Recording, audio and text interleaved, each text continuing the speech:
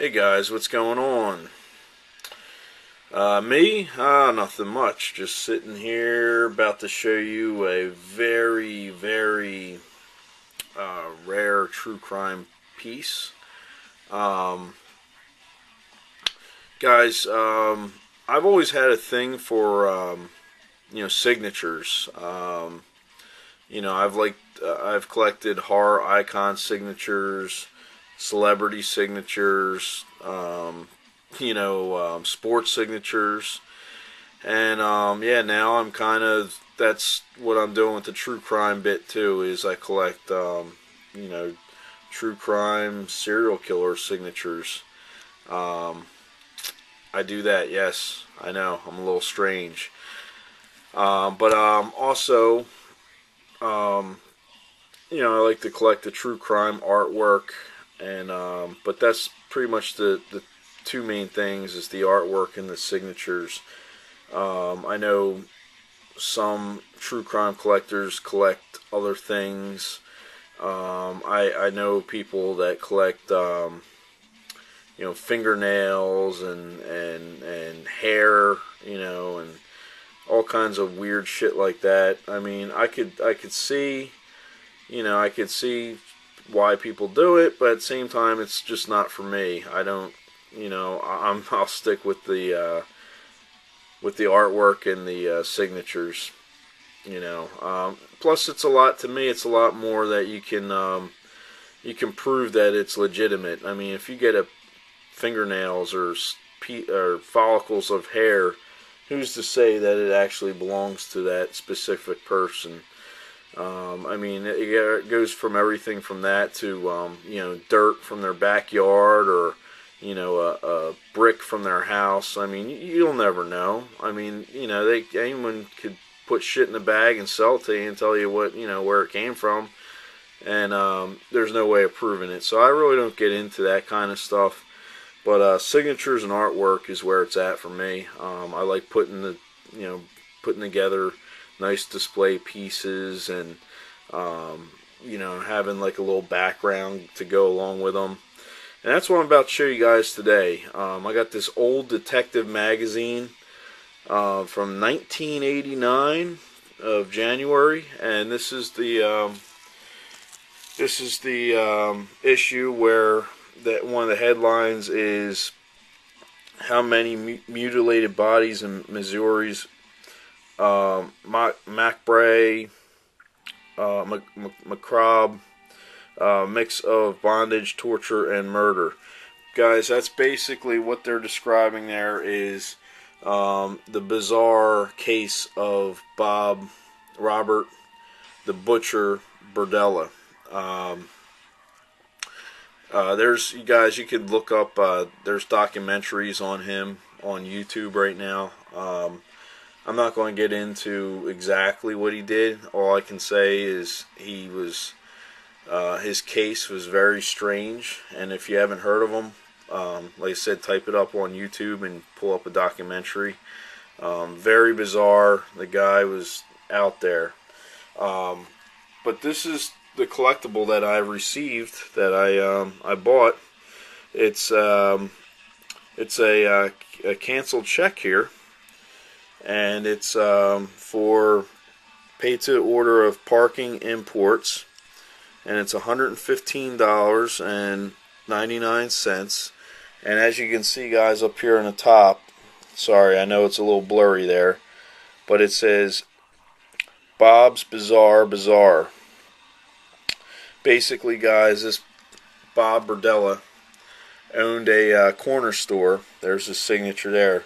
He owned a corner store in his township, in his neighborhood, and he sold bizarre artifacts.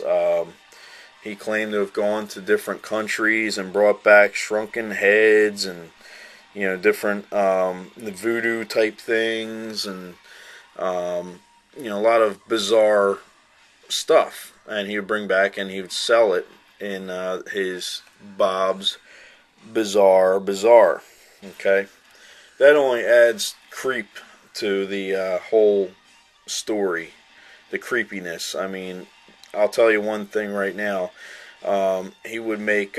He was a chef also, and he would cook. And at this bazaar, he would serve. He had big crock pots of chili that he had homemade, and sell it to the public. Well, later on down the road, it's been rumored that he's actually added human flesh into the chili that non-suspecting patrons were actually eating.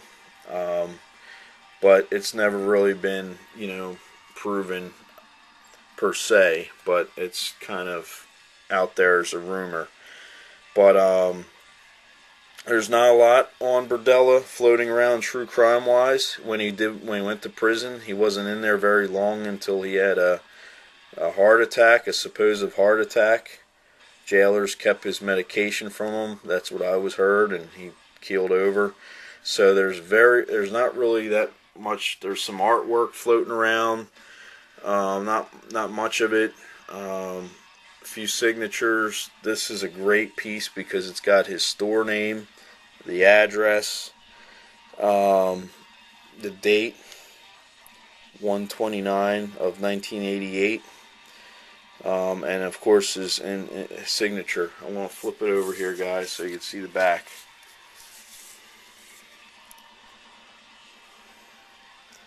It says February 1988, February 10th. Little stamp back there, rubber stamp. Yeah, guys, it's a very paramount piece right here. I mean, there's not too many of them floating around.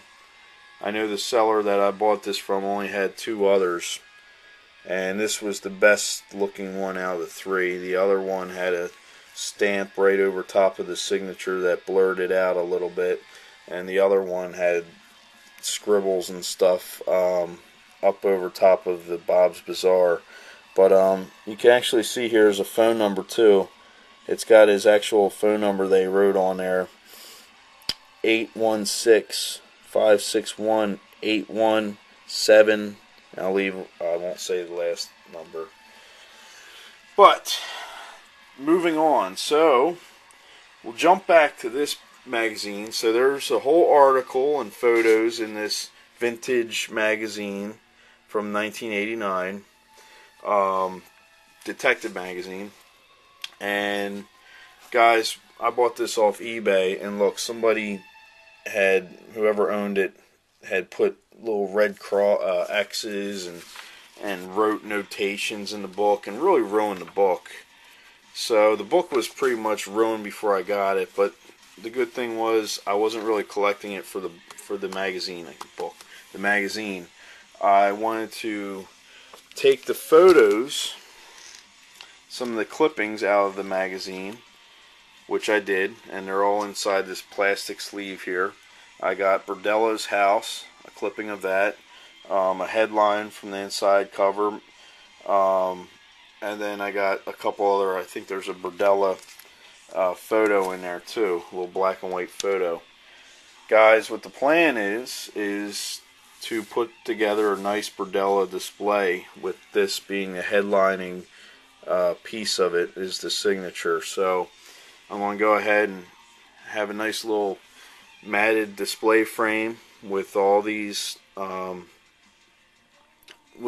pictures and cutouts, outtakes out of the detective magazine, and then have the check mounted underneath and have a real nice display piece. I hated to kind of cut the magazine up,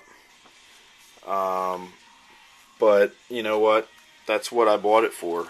I bought it to cut it up to make a nice display piece. Plus, even though this magazine is vintage, 1989, you could still get them on eBay, any old detective magazines, for a reasonable price. I think I picked this one up for like $20 or something, so it's not like I paid a whole lot for it. But like I said, this is the main attraction right here, is the signed check. Berdella, the butcher. Guys, like I said, I'm not going to get into his crimes per se, but you can see just by the headline here. And like I said, if you haven't heard of them and you're curious, like I was before I heard of them, jump off my little video here and search his name in YouTube, and they got a couple documentaries about him, and it will kind of blow you away. It did me anyway. I was just taken back, like, wow, some people are just monsters. The shit they do, and that's what I'm talking about, guys. Like, I keep repeating this in all my true crime videos. I don't ever condone any of this stuff. I just think it's just, insane. And knowing that I got a signature that this nut, I got a piece of history here. That's what I keep going back to, guys. It's history, and believe it or not, it's an investment, because I've looked back and talked to other true crime collectors, and this stuff only goes up in value. Yep, I gotta say it. It's just, it will not, it just, especially something as rare as this, to a die-hard collector, several years from now, it'll probably be triple the price that I bought it for, because at that time, it will be even more rare at that point. Just like anything else, just like, collecting baseball cards or anything like that. But we're almost at 12 minutes here, and I do want to splice together the display like I've been doing with these videos. So I'm going to cut it right here at 12, and next time when with the split, you'll have a nice look at a nice Berdella the Butcher display. Alright, guys, enjoy the rest of your weekend, and I'll see you next time. There it is, guys. Got the Robert Kansas City Butcher Berdella display piece back from the frame shop. I got it back the other day, but I haven't had time to do this video. So I'm just going to try and do this real quick.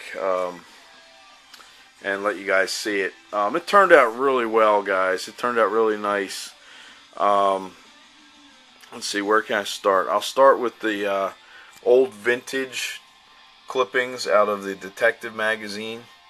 It's pretty cool, guys. The pages were yellowing from age, and it really gives it this really vintage collectible feel.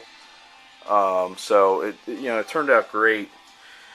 I hated to clip out the clippings out of the magazine, but in order to make this display piece, it had to be done. In order to make an omelet, you got to crack a few eggs, if you know what I mean.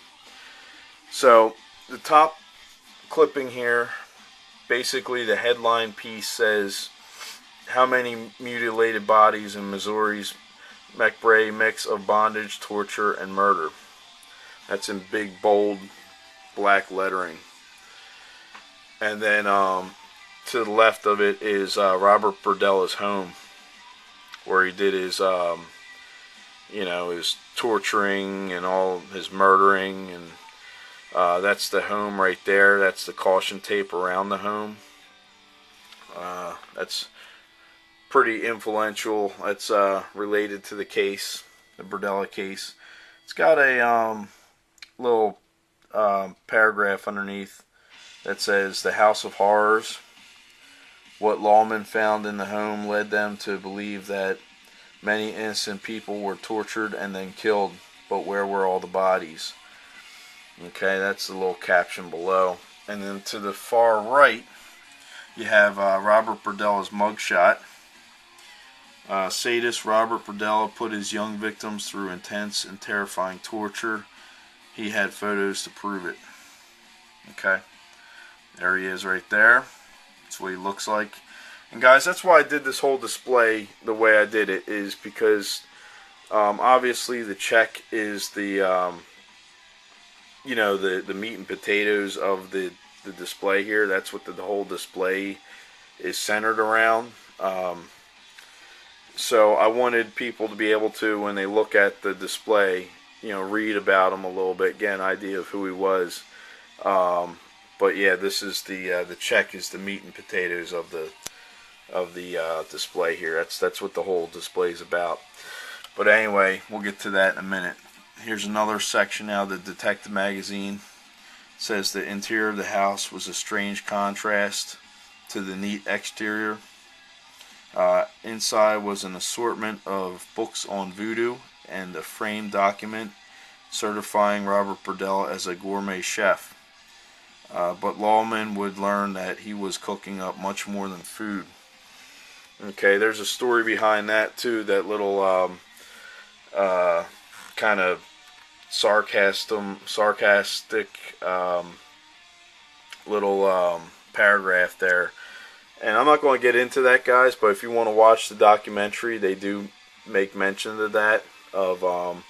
They think he was cannibalizing some of his victims, as well as serving some of his victims in dishes that he would serve to the public at his shop that he owned in town. Here we are. Here's the whole reason for this display piece. It's the Bob's Bizarre Bazaar canceled check with Robert Berdella's pen signature down there. Check number 713, January 29th, 1988, an amount of $115.99. Bob's Bizarre Bazaar, Robert A. Berdella, 4315 Charlotte, Kansas City, Missouri. And it even has his phone number there. And he crossed it out and wrote another number. I guess he got a new number, and he handwritten the new number on the check. Very, very cool, guys. True crime collectors are always trying to get a hold of Berdella's items because they just aren't around. And if you do want to grab something, if you're a true crime collector, Supernaut.com has a bunch of artwork, and I think he has a couple more of these checks here. If you guys want to go check out Supernaut.com and take a look, see if you want to get a Berdella piece. Kind of throw out that plug there because that's where I got mine. He bought all of the Berdella lot from a huge collector that just sold off his Berdella collection, and he had artwork and all kinds of weird stuff, even police evidence too. But anyway, back to my frame here, my display. In the center, the direct center, to kind of pull everything together here, is the Robert Berdella nameplate. Right underneath it says the Kansas City Butcher. It's in the gold engraving.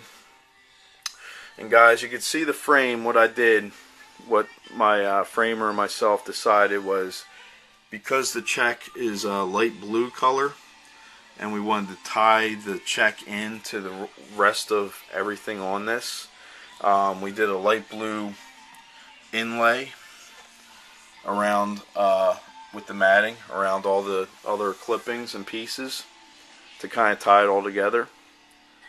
And we also used a gold border around the corners and sides to go with the center Berdella nameplate, as well as the yellowing of the pages from the magazine. The gold kind of mixes with that a little bit, so it turned out pretty good. But in short here, I did kind of request that we try and keep all of the clippings and everything tight fit together. I didn't want a huge frame, but I wanted to get all the little items in there. So as you can see, in between the pieces, there's not much space. I want to keep the frame pretty close knit and keep everything together. But it turned out good, guys. Very happy with it. Very happy with it. Okay, well, I'm going to wrap this video up, and you know, be sure to comment below. Let me know what you think. Check out a Berdella documentary. You'll surely be mind blown after you watch it. Very sick character he was, and he didn't really make it too long on death row in jail. He died not too soon after he got put away. So it's another reason why not too many of his items are floating around, because he just wasn't around to you know, write to people or anything like that. So, but that's all I got for you guys. I'm going to cut you loose, and you know, I'll see you next video. Peace.